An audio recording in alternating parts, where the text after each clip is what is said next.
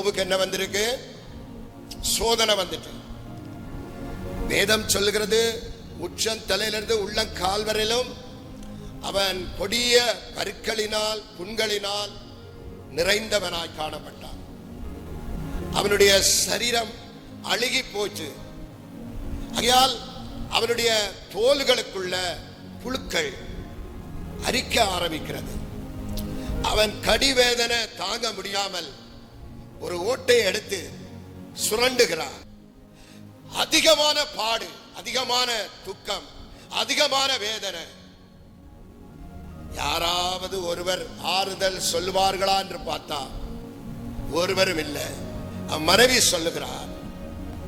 அப்பொழுது அவனுடைய மனைவி, நீ இன்னும் தேவனை பற்றியதான உத்தமத்தில்தான் இருக்கிறாயா? விசுவாசத்திலானா இருக்கிறாயா? பாத்தீங்களா?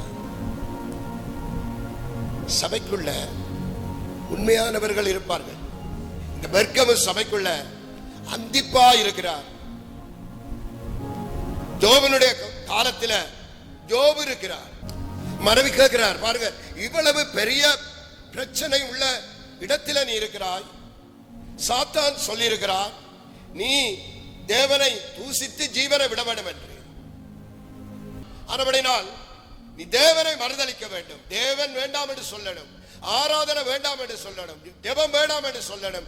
உபவாசம் வேண்டாம் என்று சொல்லணும். பரிசுத்தம் வேண்டாம் என்று சொல்லணும். நீதி வேண்டாம் என்று சொல்லணும். சொல்லி என்ன செய்யணும்?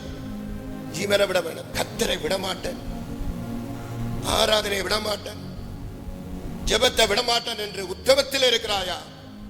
பெர்கமு சபைக்கு என்ன சொல்ற? விசுவாசத்தில் உறுதியா இருக்கிறதை தேவன் பார்த்தார், உண்மையா இருக்கிறதை பார்த்தார். எவ்வளவு பெரிய போராட்டம் வந்த போதிலும் அந்த சபையில ஒருவன் உண்மையா இருக்கிறார்.